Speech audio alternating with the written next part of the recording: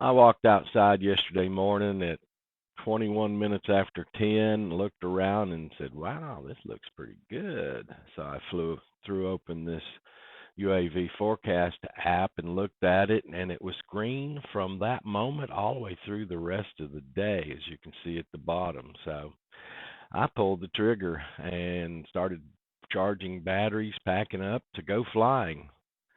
I was doing little videos the whole time, and I'll put some of those small videos on the front of this. Well, this app has been letting me down lately. Uh, I'm sort of learning not to rely on it. But because, as you can see at the bottom, it says from now until 9 o'clock at night, it's all green. Now, some of that shows some pretty high winds at times, but I've found I've just got to go out there and see what is up. This app is not working for me that well. So let's go try it. Today I am armed with pretty good checklists. It's the first time they're going to be used, so they'll have to be groomed over and over and over. Packing up the car, pre-flight at the field, launch checklist, and a checklist for post-flight. I've used checklists a lot. Of course, when you're flying real airplanes, checklists are constantly used. There should be no difference here. That assures you don't forget things. But these will have to be groomed and added to, subtracted from, etc., etc., etc., as they're used, and they are made better, and better each time. And at this point, I've come back from that flight, so there's already been 3 or 4 changes made to these checklists. They were pretty good, but there's just little things that pop up in the field that you want to add or subtract or change the order of these items. Nothing like checklists. Like I say, you cannot fly a real airplane without using checklists. You will kill yourself quickly if you try to do it from memory. As you can see, the plastic tub I used to block the sun from the ground station isn't very full at all. This shoebox has all the little items I need at the field, and then the computer in the blue case there. Well, and then the checklists have to be put in there too, but that's about all there is to that. Very easy. My hat's charging. The 4K camera's charging on the Mini Talon. And the battery is charging for the Mini Talon here. Almost ready. Okay, complete with checklists. So there's not too much to take for the one platform. That's telemetry tower, and also has the video receiver on it now. The Mini Talon and the tub, which doesn't have much in it at all. Pam and I went over plans for a airspeed calibration flight of 8 minutes just to return the home circle above us. And then I was going to fly an auto tune flight, and that would pretty much get the Mini Talon airworthy and ready to go. As you can see in this picture, there's rain. That's not snow. I wish it was. It was 71 degrees yesterday, 17 degrees above normal. So technically, this video is the second time we started to fly. We got there and started setting up, and it started raining hard enough to where I just aborted flying and started packing back up. It just wasn't going to work. You might catch glimpses of the water on the windshield and back glass of the car. It had been really raining a little hard. But as we were getting ready to pull away, it slacked off to the point where, as you can see, just after I turned on that camera, there's no longer little flicks of rain in the video. There will be. It came and went through the day. Even during the flight, it started a little bit again.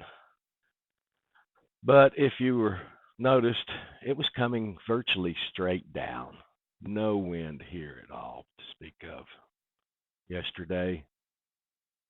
So after an aborted startup attempt, we, like I say, got back out, set up again, and got ready to go. So I'll go ahead and forward this. You can sort of see Pam there in the video. She's going through checklists, and I'm checking things she's telling me to check, getting ready to fly. But I'm going to go ahead and forward this up to the flight and give you just a little bit of the launch here and talk about the flight. The plan was to launch, fly in a return to home circle for 8 minutes while the airspeed sensor calibrated itself, land, save away that calibration, launch again, and fly the auto-tune mission, and that pretty much would get this platform airworthy and ready to go. Okay, here we go.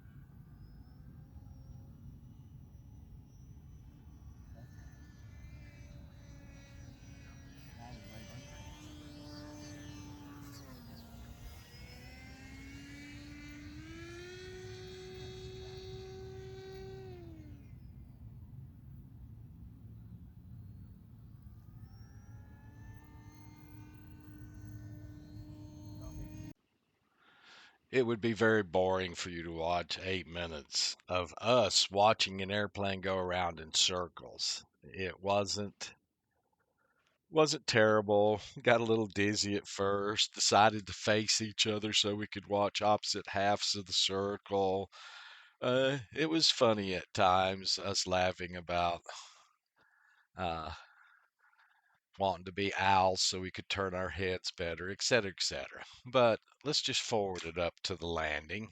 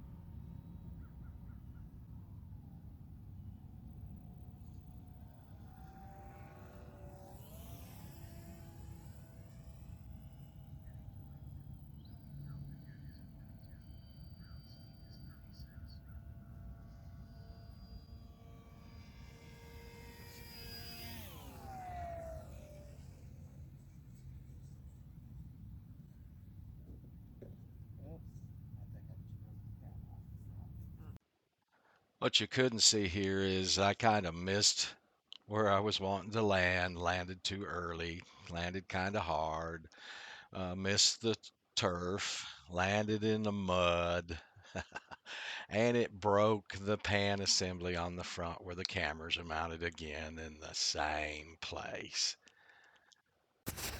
Well, it's not as clean as last time. Try to get some of this off of it before it goes in the car. I missed the grass and hit the mud, and it was kind of hard.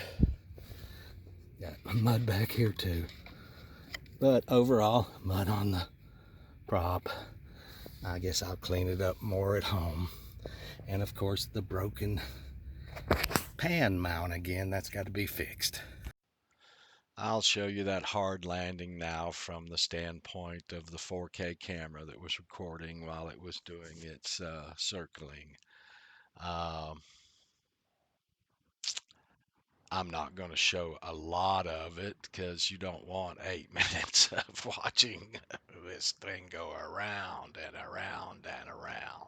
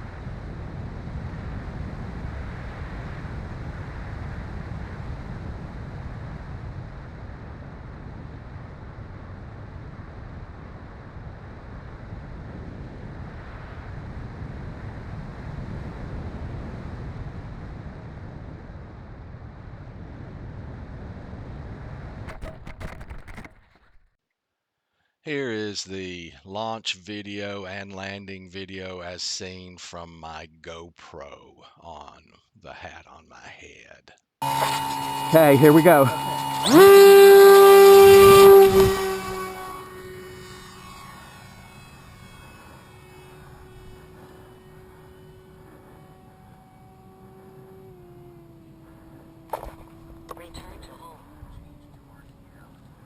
Start the 8-minute timer.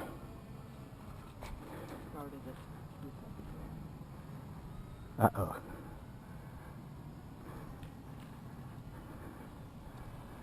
Okay. Now we wait 8 minutes.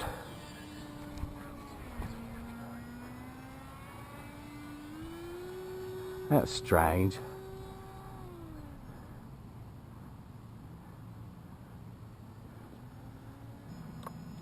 Mode change to FBWA.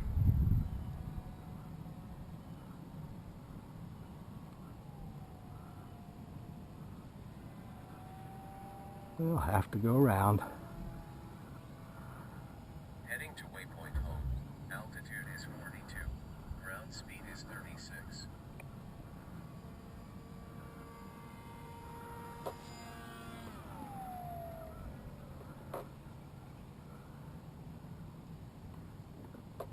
Oops, I think I just broke the camera off the front. Yes, you did, and it's still broken. It's actually still covered with dirt. I'm going to try to keep that dirt intact until I get the wires disconnected and stuff. And I hope this time I don't lose another servo in the bottom part. It broke in the same place again, right there on that side. It's just too thin. I think this is a good idea. It seemed to be a good part on Thingiverse. But in reality, I'm not so sure it's going to work until I can get some softer landings going on. I'm going to have to just think about what I'm going to do. I can't just keep every flight replacing this. So, but that's really all the damage. Well, underneath there's still some, I wouldn't call it damage, but let's look at that too. This time both the wings seem to have touched down a little bit right here on this one, and got a little bit of a gouge out of the foam right there. Nothing to really worry about at all.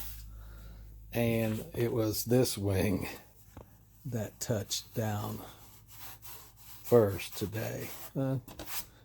Nothing really there. It almost wipes off. But the skid and the foam up here got a good mudding. And the back skid. That's about it. So overall, just broke the camera mount, the pan a portion of the camera mount again. It's just not robust enough. It may work when I get to where I have consistently smooth landings without such an impact. It was pretty good impact today. I continue to be surprised at what the Mini Talon will take. Now we'll take a look at what the ground station recorded of the flight camera. Now, I had this set up in the tub behind the car where I could see it so that the flight camera was going to be uh, able for me to see to fly with FPV when I was doing the auto tune. And it would have done well for that. I wasn't using it for the airspeed calibration, so I did not notice that I did not turn off the HUD display. At the same time, I had the OSD from the flight controller being displayed. But I would have noticed this and corrected this if I had flown the auto tune part.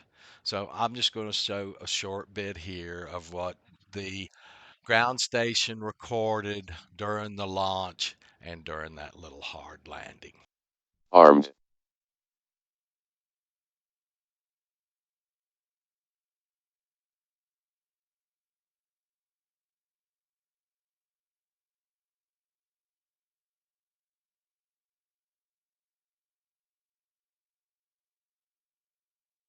Heading to waypoint home, altitude is 1, ground speed is 0.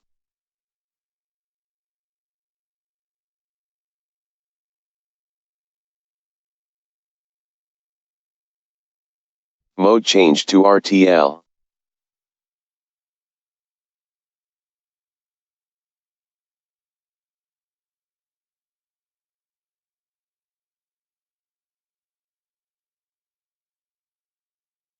Heading to waypoint home, altitude is 126, ground speed is 49.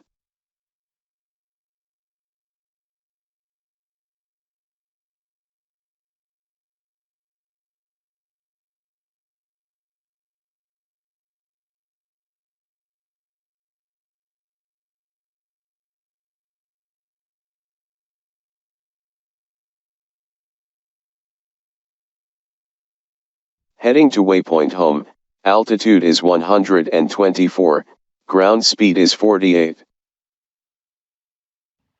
So at this point, it was in its return to launch circle at 120 feet, which it stayed there for 8 minutes and about 36 circles of the launch point.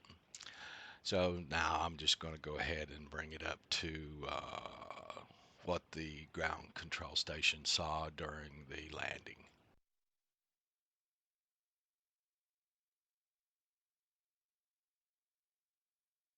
Heading to waypoint home, altitude is 114, ground speed is 55.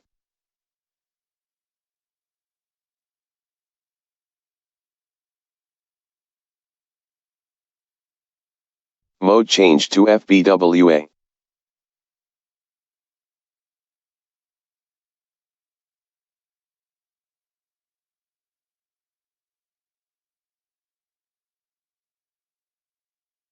Heading to waypoint home, altitude is 42, ground speed is 36.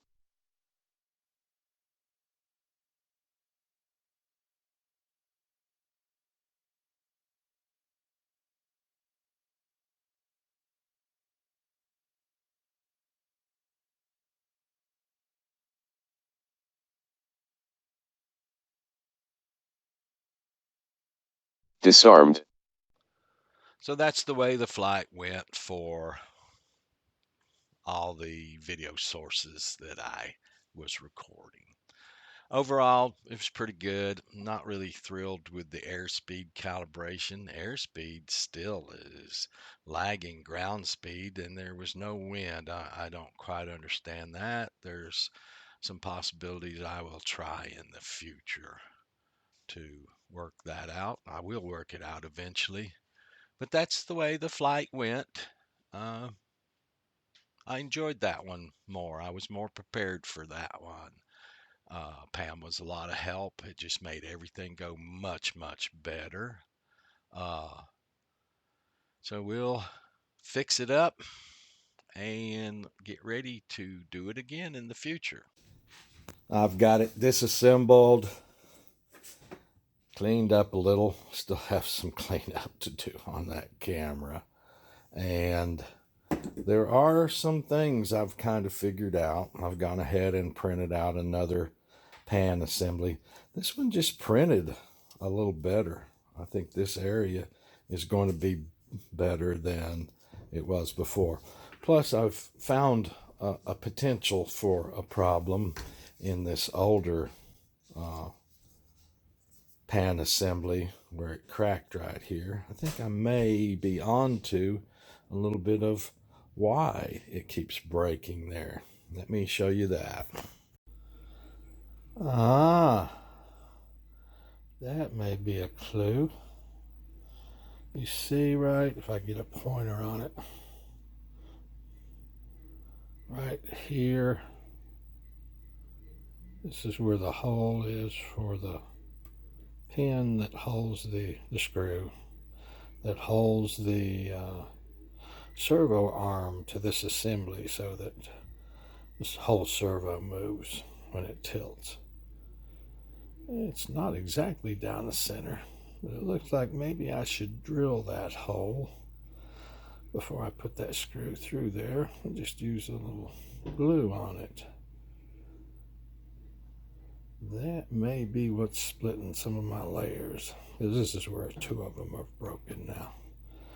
Can't make the wall thickness any thicker on this because of the shoulder on the arm, servo arm.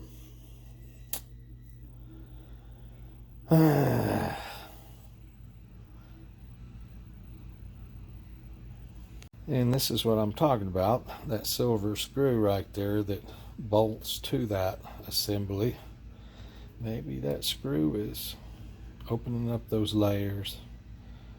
If I drill it, it won't be such a problem. But here where the servo arm goes on, you can see I just have a certain amount of clearance between the white nylon there and the black plastic of the servo for that pivot point. So if I could extend that out somehow, I could make the wall thicker. Well, a problem in search of a cure so far. I will have the Mini Talon put back together and ready to fly again by the end of the day. The thing is it's the wind came up today. We've got a cold front coming in. We're supposed to go into winter finally. Today's, of course, the 1st of January 2022, but it looks like we're probably in for about 60 days of bad weather. Now, global warming has changed this area of the United States just drastically. We're on the edge of North Carolina where it goes down into South Carolina. South Carolina is flat, and there's 1,000-foot or more difference as you go over the North Carolina line into South Carolina. So we're right on the edge. So hot air coming up kind of burbles right where we're located, whereas 5-10 miles north it's still not affecting. It still does affect it, but not as much as it does right here on the edge of the plateau. So basically what I'm saying is flying time's not going to be real good for probably the next 60 days. Although from moment to moment, we may pop up with another 70-degree day. You can never tell. And if we do, I'll be out trying all this again until I get it right. And you know I will. Okay. Thanks for watching, guys. Have a great new year. I had a great last day of 2021 flying yesterday. Overall, things went well. Again, well, it's basically coming back in one piece, and it's really easy for me to print out another 3D part and install it. So far, no great damage. Yesterday, I got almost 4 times the flight time I was getting on my first 2 flights. Okay, thanks again. Have a good one.